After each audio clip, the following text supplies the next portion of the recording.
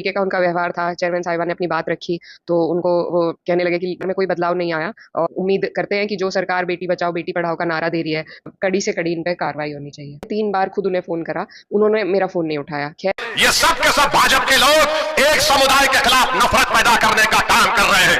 बटेंगे तो कटेंगे, बटेंगे तो कटेंगे बोलते हैं।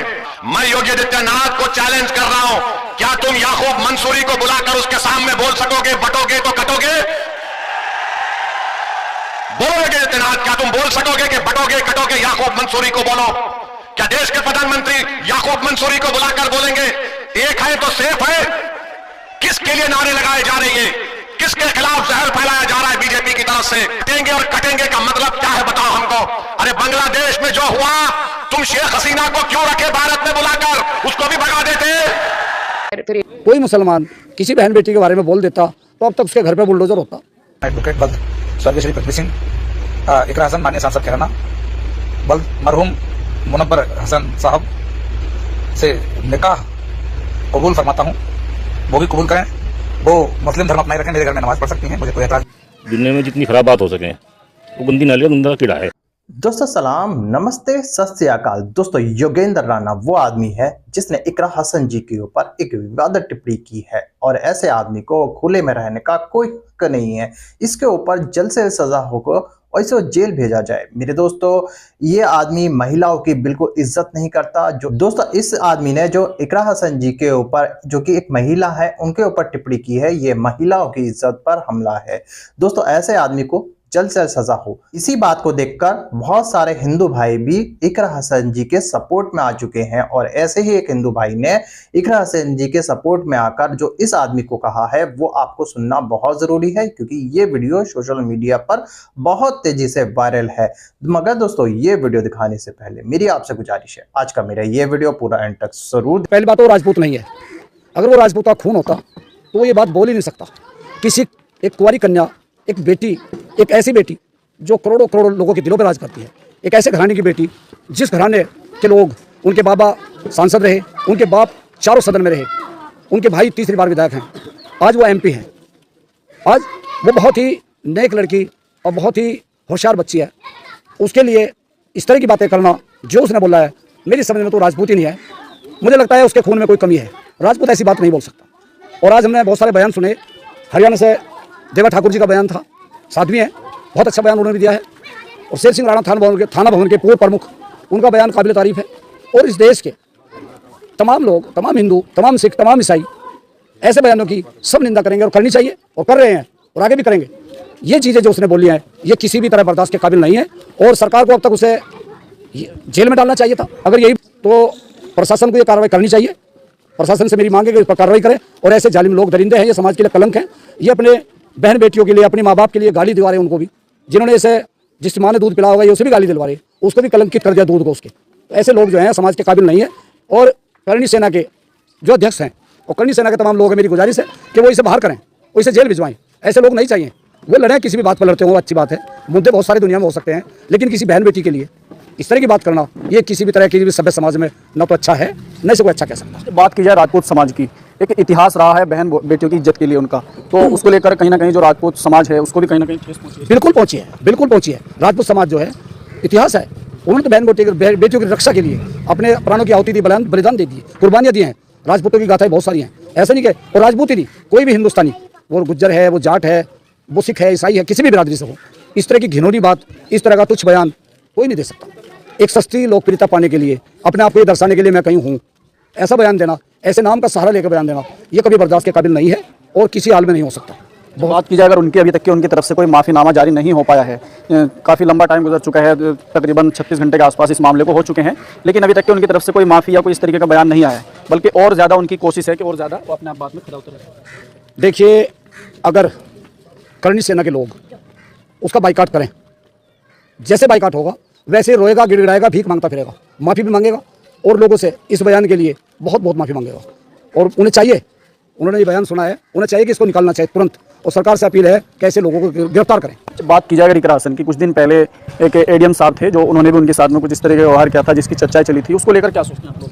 भाई ऐसे अधिकारी जो कुर्सी पे बैठे हैं उनके दिमाग खराब हो चुके हैं इस तरह के अधिकारियों के। सब अधिकारी खराब नहीं है, लेकिन ऐसे अधिकारी, उसका जिस तरह से अपमान किया, सांसद है, देश की सर्वोच्च पंचायत, सबसे बड़ी पंचायत की मेंबर है।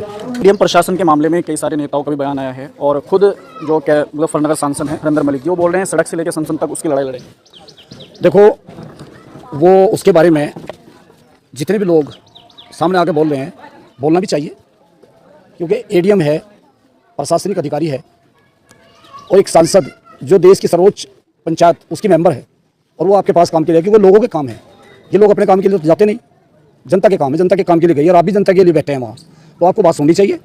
और जिस तरह की भाषा का इस्तेमाल वहाँ किया गया कि बाहर निकलिए और ये काम ऐसे नहीं होगा, जाइए मेरा ऑफिस है, तो ये भाषा उसके लिए कभी भी अच्छी नहीं है। वो एक प्रशासनिक अधिकारी है, उसे भी अपनी बात के लिए इस पर माफ़ी मांगनी चाहिए। मुझे तो कोई अधिकार नहीं इस तरह बात करने का। और ये कुछ लोग हैं सिर्फ जो देश का माहौल ख़राब होना चाहते हैं, और ये चाहते हैं देश में माहौल ख़राब हो गए, हिंदू मुस्लिम हो, कोई असली मुद्दे असली बात इन पर है नहीं, केवल झगड़ा करने के अलावा, गलत बात बोलने के अलावा। इनकी जहनीत बहुत ख़राब है, और बहुत मतलब जो निंदा हो सके, जो ख़राब बात हो सके, उसने बात सर एतबार करी। और रहा मामले का राशन का, वो परिवार हमारे गांव से मतलब घरेलू ताल्लुक उसका रहा। उनके दादा सांसद रहे, उनके वाले साहब सांसद रहे, विधायक रहे, एमएलसी रहे, राज्यसभा रहे, और जो लगा ताल्लुक उनसे बिल्कुल ऐसा रहा जब घरेलू मामला हो। उनकी वालदा तबस्सुम हसन सांसद रही, उनके भाई विधायक हैं, और तो कोई इस तरह की बात ही करा सुन की जब से वो राजनीति में आई, कोई इस तरह की बात नहीं है जो उसने गलत करा हो, गलत बात की हो, लेकिन उन पर इस तरह के आरोप, इस तरह की भाषा के लिए इस्तेमाल करी जा रही, तो इंसान समाज में रहने लायक है ही नहीं। तुरंत सरकार के खिलाफ मुकदमा कायम करके जेल भेजनी चाहिए, और ऐसे लोग समाज में रहने का कोई अधिकार नहीं। इकरा हसन के पास तो गए होंगे कभी आप लोग? आज गए जी। तो कैसा व्यवहार, कैसा? आज बढ़िया व्यवहार, बढ़िया काम है, कोई दिक्कत नहीं, आज परिवार में कोई कमी नहीं आई, कोई गलती है ना, उसने आपने करी। कभी मनोहर हसन के टाइम पे आप लोग गए? हाँ, खूब गए। हाँ, बढ़िया आदत थी, बढ़िया काम करा ना, कभी वैसा नहीं करो, कोई गलत काम कराओ ना। इकरा हसन का जो कोई नाम नहीं सुना, जो कल लोग बात करके हाल वैसे हिसाब सुनाओगे, गंदा हिसाब सुनाओ, कोई मतलब नहीं उसका। लेकिन उनके ऊपर इस तरीके के बयान क्यों दिए जा रहे हैं? चिंता देना गलत है, बहुत बुरी बात है। समाज में कोई भी किसी को गिराना बढ़िया नहीं है, इस तरह का काम। उसके बारे में जो एडीएम साहब ने घटिया शब्द कहे हैं, हम उनकी निंदा करते हैं, और इसकी शासन प्रशासन से मांग करते हैं कि इसकी उन पर कार्रवाई की जाए। मुजफ्फरनगर सांसद हरिंदर मलिक भी इस मामले को लेकर के पूरे एक्टिव हो, बोल रहे हैं सड़क से लेकर संसद तक उनकी लड़ाई लड़ने का काम करेंगे। हाँ, अच्छी बात है, करनी चाहिए। इकरा हसन लोकप्रिय सांसद है, और उस परिवार से हमारे बहुत पुराने संबंध हैं, क्योंकि बाबा दादाओं से हमारे पारिवारिक संबंध हैं, और हम उनके साथ हैं हर तरह से। अभी एक करनी सेना के पदाधिकारी हैं, वो भी इकरा हसन के साथ में, इकरा हसन के जो मामला है उनको लेकर के कुछ गलत टिप्पणी कर रहे हैं, तो उसको लेकर भी कई सारे लोग वीडियो बना के अपलोड कर रहे हैं। तो आपका क्या कहना है इस पूरे मामले में? उसने ये इकरा हसन के बारे में जो भी घटिया बात कही है, हम इनकी कड़ी निंदा करते हैं, और प्रधानमंत्री और मुख्यमंत्री से मांग करते हैं कि उसके खिलाफ कड़ी से कड़ी कार्रवाई होनी चाहिए। और वो अपने आप को राजपूत कहलाता है, राजपूत कहलाने के लायक नहीं है। राजपूत तो बहु बेटियों की रक्षा करने वाला राजपूत होता है, ना कि उनकी इज्जत उछालने वाला। लिहाजा उसे ऐसी घटिया बातें नहीं करनी चाहिए, और उसे माफ़ी मांगनी चाहिए। एडीएम साहब को जो है ये सोच लेना चाहिए, वे जनता के नौकर हैं, और ये जनता के जनप्रतिनिधि हैं। बड़ी जो देश की सबसे बड़ी संसद है, उसके जहनी प्रतिनिधि उनके साथ इस तरह का व्यवहार कर रहे हैं, हम उनकी घोर निंदा करते हैं, और उन्हें जो है पनिशमेंट मिलना चाहिए इस तरह का। जब वे इतनी बड़े जहनी प्रतिनिधि के, जनप्रतिनिधि के वो बदतमीजी कर रहे हैं, तो आम जनता के प्रति क्या व्यवहार होगा, जबकि जहनी वो जनता के नौकर हैं। इसलिए उनको सजा मिलनी चाहिए, और हम उनकी निंदा करते हैं उसके बयान की। करनी सेना के जो पदाधिकारी हैं उसको लेकर क्या कहना चाहेंगे आप, जो हरकत उन्होंने की?